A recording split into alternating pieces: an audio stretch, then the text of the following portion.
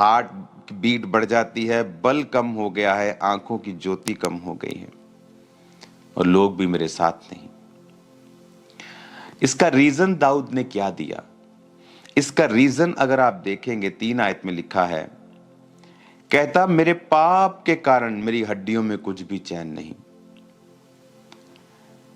दाऊद की जिंदगी में सब कुछ अच्छा था। जब वो अपनी छत पे टहल रहा था तो उसने एक औरत को नहाते हुए देखा और उसके बाद उसने उसको सुंदर थी वो, उसने उसको देखा और उसको बुलाया, उसके साथ व्यभिचार किया। जब वो प्रेग्नेंट हो गई, उसके पति को मरवा दिया ताकि दाऊद की बेइज्जती ना हो। और परमेश्वर ने अपने नबी को भेजा और कहा कि तूने पाप किया, अब तेरे घर से तलवार कभी भी दूर नहीं होगी। उसको माफी तो मिल गई, लेकिन पाप की सजा जो थी वो खत्म नहीं होती है। माफी अलग चीज है, सजा अलग चीज है। उसको माफी मिली, लेकिन जो सजा थी वो मरते दम तक दाऊद से अलग नहीं हुई। उसके घरों में तलवार चलती रही, उसके अपने बेटे उन्हीं तलवारों से मरते रहे।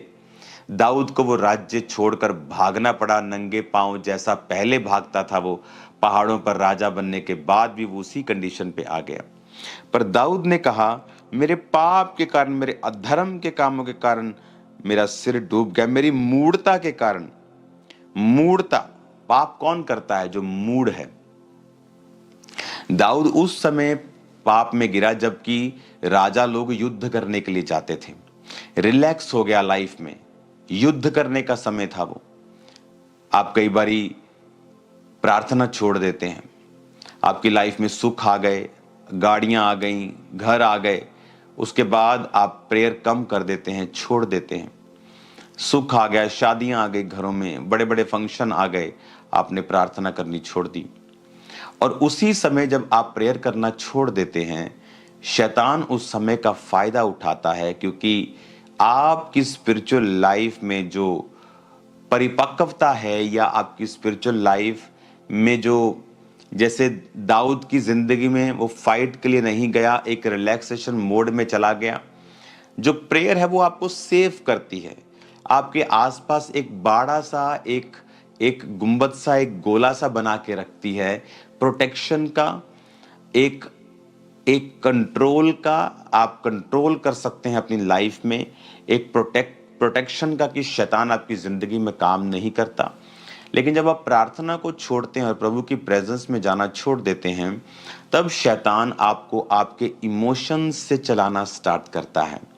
देन आप वर्ड ऑफ गॉड से नहीं चलते हैं।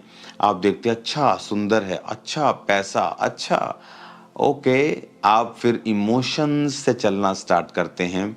और जब आप इमोशंस से चलना स्टार्ट करते हैं, जब आप शरीर से चलना स्टार्ट करते हैं, फीलिंग से चलना स्टार्ट करते हैं, भावनाओं से चलना स्टार्ट करते हैं, वो समय होता है कि जब आप गिरावट की ओर चले जाते हैं। जिस तरह नियोमी और उसका पति, जब उसे देखा खाना नहीं है यहाँ खुदा के घर में बैतलहम में, तो वो मोआब की तरफ गए, मोआब की तरफ गए, जहां जाना सही नहीं था क्योंकि वो लोग खुदा से दूर थे। Emotions, feelings. तब आप बाय फेथ नहीं चलते कि नहीं मैं अपने परमेश्वर के प्रेजेंस में रहूंगा, वो खाना दे चाहे ना दे, अगर उसने मुझे बनाया है वो मेरी सप्लाई भी करेगा। लेकिन जब आप फीलिंग से चलते हैं, डर से चलते हैं, घबराहट से चलना स्टार्ट करते हैं, तब शैतान आपकी लाइफ में एंट्री करता है। क्या कहता वो 7 आयत में? कहता मेरी कमर में जलन, शरीर में आरोग्यता नहीं, निर्बल हो गया हूं, चूर हो गया हूं, घबराता रहता हूं। हार्ट बीट बढ़ गई है, घबराहट होती रहती है, मैं निर्बल हो गया हूं, वीक हो गया हूं, कमर दुखती है, दुखी हो गया हूं, झुक गया हूं, हृदय धड़कता है, बल घटता जाता है, आंखों में ज्योति नहीं है। इसका रीजन क्या था? कहता मेरे अधर्म के कामों में, मेरे पाप के कामों के कारण। वचन कहता है व्यभिचार करने वाला अपने शरीर के खिलाफ पाप करता है। प्रभु के खिलाफ तो वो पाप करता ही है, लेकिन वो अपने शरीर के खिलाफ भी पाप करता है। 2 तरह की परीक्षाएं आप एक विश्वासी के रूप में देखते हैं। एक परीक्षा होती है, जैसे दाऊद की जिंदगी में तब थी जब वो भेड़ बकरियों को चराता था। इसीलिए भेड़ बकरियों को चराता था क्योंकि फैमिली में रिजेक्टेड था। इसीलिए रिजेक्टेड नहीं था क्योंकि वो पापी था। वो इसलिए रिजेक्टेड था क्योंकि उसकी बातें उनके साथ मिलती नहीं थी। वो धर्मी था। यूसुफ के जीवन में परीक्षा आई जब वो गड्ढे में गिराया गया, इसलिए नहीं कि वो पापी था, इसलिए कि वो दूसरों से ज्यादा धर्मी था। जब वो बात करता था तो दूसरे चिढ़ते थे। जब वो बात करता था दूसरे चिढ़ते थे। क्यों चिढ़ते थे? क्योंकि जो धर्मी की बातें होती हैं वो दूसरा व्यक्ति जो पापी है, जो शारीरिक है, उसके लिए वो मूर्खता की बातें, उसके लिए वो बेवकूफ़ी की बातें हैं, उसके लिए वो बुद्धिमानी की बात नहीं है। वो सांसारिक रूप में चलते थे और इसीलिए वो उससे नफरत करते थे और उसको गड्ढे में गिराया। एक तो ये परीक्षा है। ये परीक्षा आपके पाप के कारण नहीं, आपकी पवित्रताई और प्रभु में अच्छी तरह से चलने के कारण है। इस परीक्षा के कारण आपके जीवन में दुख नहीं होगा। वो दुख जो आपको लगता है दुख है, वो धीरे धीरे परमेश्वर उसको आनंद में और विक्ट्री में और टेस्टिमनी में बदल देता है, क्योंकि उसी यूसुफ को परमेश्वर ने ट्रेंड किया और फिर वो प्रधानमंत्री की कुर्सी तक पहुंचा। लेकिन जो परीक्षा अधर्म के कामों के कारण और पाप के कारण आई, उसके कारण वो आपको फलवंत नहीं करती बल्कि आपको शर्मिंदा करती है। इसीलिए दाऊद जब उस पहाड़ पर भागा जा रहा था पाप के बाद, जब उसका बेटा उसके खिलाफ हो गया, तो वचन कहता है कि एक व्यक्ति आकर दाऊद को ओछा ओछा और कोसने लगा और दाऊद ने अपने लोगों को कहा इसको कुछ मत कहना, क्योंकि जो भी ये हो रहा है ये यहोवा की ओर से हो रहा है। यानी एक ऐसी परीक्षा जो हमने अपने पाप के कारण अपनी जिंदगी में ली है, वो हमें बढ़ाने के लिए नहीं है बल्कि वो हमें शर्मिंदा करती है, कमजोर करती है, हमारे बल को कम करती है। लेकिन परमेश्वर कहता है कि मैं क्षमा करने वाला परमेश्वर हूं। और जब आप परमेश्वर की ओर फिर से जाते हैं और अपनी लाइफ में अपनी कमियों को रिकॉग्नाइज करते हैं कि ये मेरी जिंदगी में कमी है, और आप उसको छोड़ते हैं और आप परमेश्वर की ओर जाते हैं और परमेश्वर की प्रेजेंस में जाकर आप माफी मांगते हैं और फिर से अपनी जिंदगी को आप लाइन पर लेके आते हैं और पाप से निकलते हैं, तो परमेश्वर फिर से आपको आनंद देता है। हालेलुया। अब 16 आयत में लिखा, कहता है क्योंकि मैंने कहा ऐसा ना हो कि वो मुझ पर आनंद करें, जब मेरा पांव फिसल जाता है वो मुझ पर अपनी बड़ाई मारते हैं। अब मैं गिरने पे हूं, मेरा शौक निरंतर मेरे सामने है, इसलिए कि मैं तो अपने अधर्म को प्रकट करूंगा और अपने पाप के कारण खेदित रहूंगा। अब वो कह रहा है कि मैं अपने पाप के कारण खेदित हूं, यानी वो पश्चाताप कर रहा है।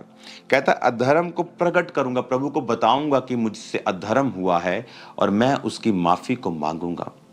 जैसे ही आप माफी को मांगते हैं, आप प्रभु के साथ अपने कनेक्शन को राइट करते हैं। आप नशे को, व्यभिचार को, चोरियों को, परमेश्वर के नाम में आप मूर्ति पूजा को, बहुत सारी चीजें जो बाइबल के खिलाफ है, आप उनको जब छोड़ते हैं तो वचन ये कहता है कि परमेश्वर आप पर कृपा करते हैं।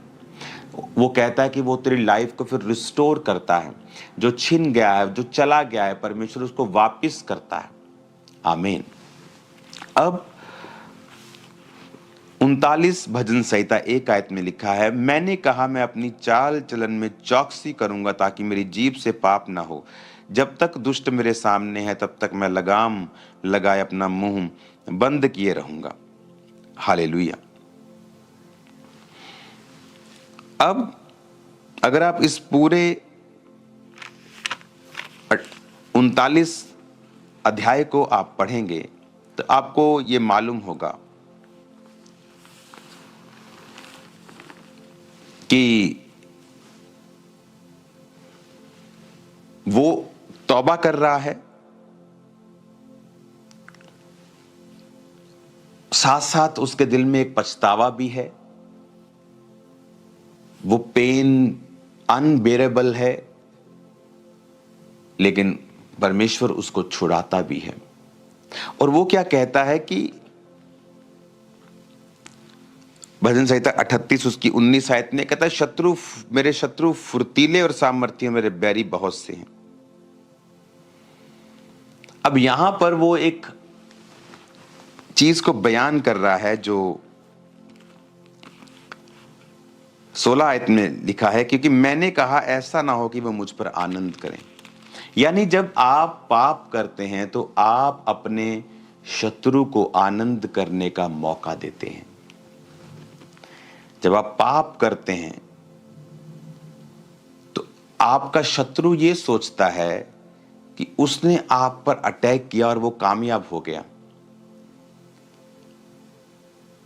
पर वचन कहता है कि शत्रु कभी भी क्रिश्चियन व्यक्ति पर कामयाब नहीं होता।